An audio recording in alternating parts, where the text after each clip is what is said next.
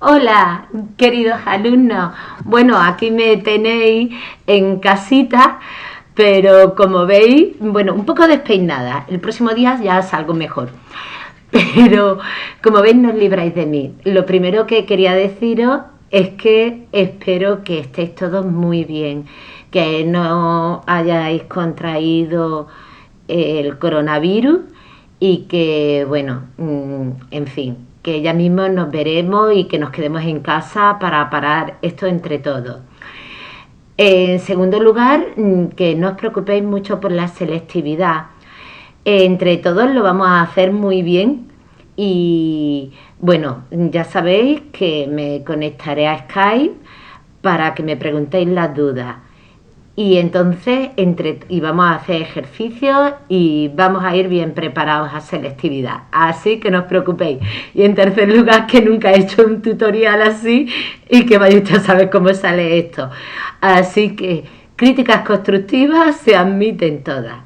Bueno, pues lo que tenemos que hacer es irnos al site, no al blog, al site, que era donde lo dejamos. Al de la Casa de las Musas, pinchamos en Nietzsche. Y yo voy a ir explicando los apuntes que os he redactado. Entonces, lo vamos a retomar desde el principio, porque en clase lo dejamos a la mitad. Me estoy dando cuenta que la próxima vez grabo el tutorial mejor peinado. Pero bueno, todo es mejorable. Allá vamos. Decíamos de Nietzsche. Bueno, ¿por qué vemos a Nietzsche? Porque una de las preguntas de selectividad que os va a caer sí o sí es que comparemos el tema que se plantea en el examen con alguna posición filosófica contemporánea. Y las que nos recomienda que hagamos es Nietzsche o Ortega y Gasset.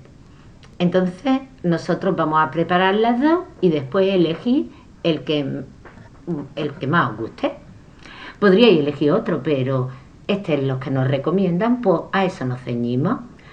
Bien, entonces yo he elaborado estos apuntes. Bien, pues empezamos a leerlo. Vosotros se supone que tenéis este vídeo y tenéis los apuntes. A mí me ha dividido la pantalla de ordenador mi hija para que pueda hacer las dos cosas. En fin, bueno, pues decíamos que a Nietzsche se le debe una de las más feroces críticas contra la filosofía de Occidente. De hecho, de nuestra tradición, él solo rescata a Heráclito.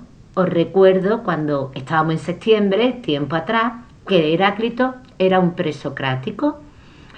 Él, a diferencia de Parménides, pensaba que la realidad estaba en un continuo cambio, en un fluir constante, y que ese fluir estaba liderado o organizado, no era caótico, sino que estaba organizado por una lucha de contrarios que se necesitan mutuamente y que en el fondo son lo mismo.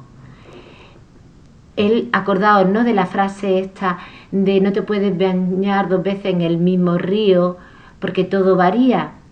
Pues esa es la idea principal, que la que quiero que os quedéis es con que todo está constantemente cambiando. Sin embargo, os decía que nuestra tradición filosófica no siguió los pasos de Heráclito. La acusación principal o escrito que le lanza Nietzsche es que nuestra tradición se ha dedicado a venerar grandes conceptos vacíos por su miedo al cambio, a la incesante transformación que constituye la vida. ¿Qué leche significa esto? Vamos a ver. Pues que aunque todo es cambio, todo es movimiento, no hay nada que permanezca idéntico a sí mismo, esto nos asusta. Preferimos pensar que hay algo que permanece estable porque eso nos da seguridad. Incluso pensad, por ejemplo, en nuestra vida cotidiana, cuando decimos, me gustaría que hubiera algo que no cambiara nunca, cuando decimos, me querrás siempre de la misma manera, yo no cambiaré, seré siempre el mismo. Es decir, necesitamos, parece como si que haya algo que permanezca fijo, que no varíe, nos dé tranquilidad y sosiego, porque es algo de lo que sabemos cómo va a ser siempre. Entonces nos permite como una estabilidad intelectual o mental pensar que hay algo que va a permanecer siempre igual. Como nosotros necesitamos esa estabilidad, pues hemos creado, según Nietzsche, una serie de conceptos que nos la garantizan. Por ejemplo, la idea de sustancia. Cuando nosotros pensamos en que en todo lo que conocemos vemos que todo está cambiando. Por ejemplo, yo no soy la misma que hace 50 años, que era calva, no tenía dientes, era un bebesote. Entonces, han cambiado mis pensamientos, mis preocupaciones, me salieron dientes, se me volvieron a caer, pero nos gusta pensar que hay algo que permanece, como una sustancia que se ha permanecido o una esencia que me define. En el caso de Platón, ¿qué diría? Bueno, hay mucho en el mundo físico, en el mundo sensible, está lleno de objetos individuales, pero todos ellos son participaciones de una misma idea. Por ejemplo, hay muchas mujeres porque todas participan de la idea de mujer. Hay muchos actos justos porque todos participan de la idea de justicia. Y aunque los muchos actos justos son distintos unos de otros y varían a lo largo del tiempo, sin embargo, la idea de justicia no varía. Aunque las mujeres somos distintas unas de otras y yo misma he variado a lo largo de mi vida, la idea de mujer no variaría. Sí, pero os he dicho que estos conceptos son vacíos. ¿Por qué? Porque Nietzsche no cree que sean reales. No hay nada que permanezca idéntico a sí mismo.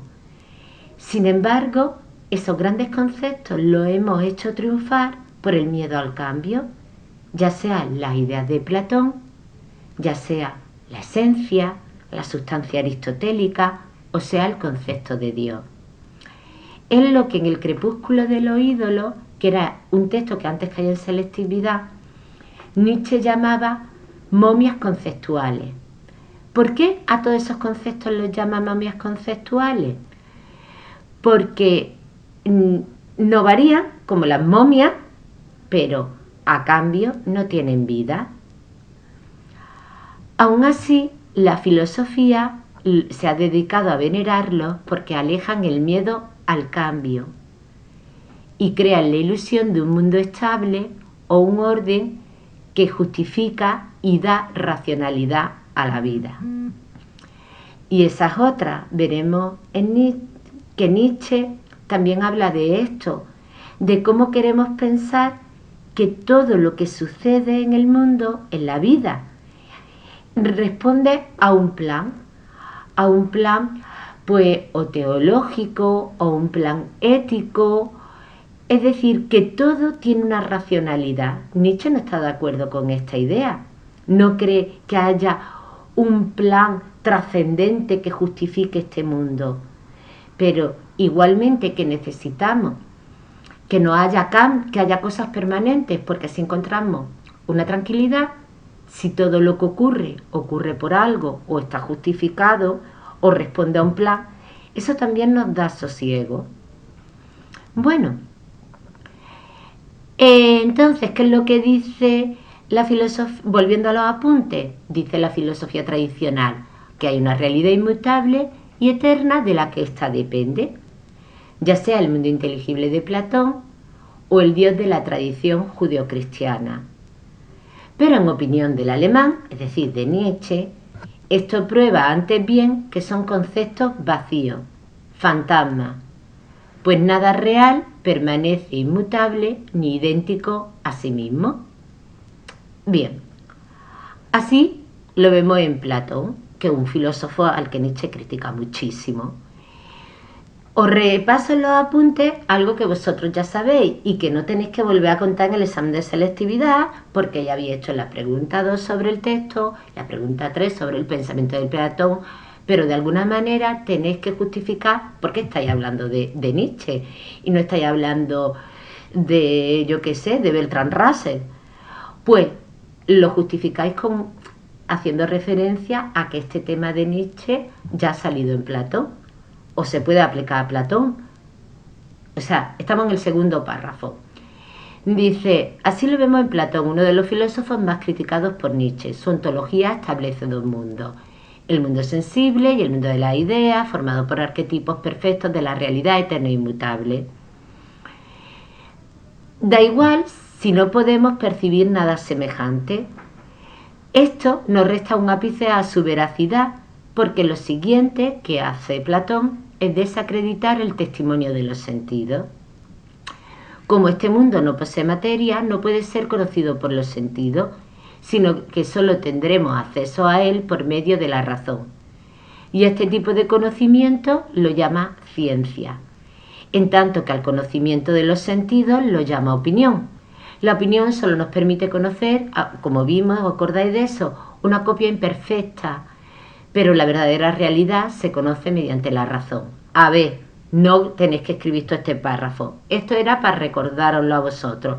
Que yo qué haría si estuviera haciendo el examen, pues diría, esta crítica se aplica perfectamente a Platón, pues porque como hemos visto en la pregunta 3, creo, sí, la 3 él hablaba de dos mundos, el inteligible y el sensible, y ponía todo el peso, el inteligible, y lo diría de una forma resumida, en un par de líneas. Es simplemente para que el que te corrige el examen de selectividad comprenda por qué has elegido a Nietzsche, por qué hablar de Nietzsche es pertinente si has hecho un examen de Platón. Y vamos a ver si yo consigo publicar esto, que lo llamaré... bueno, y entonces, como han dicho que los vídeos estos no deben durar mucho tiempo, hasta aquí la primera parte de la explicación. Y sigo con el siguiente vídeo. Bueno, aquí nos vamos, ¿vale? Venga, paro. Esto es más corto que una clase, así que no podéis criticarme mucho.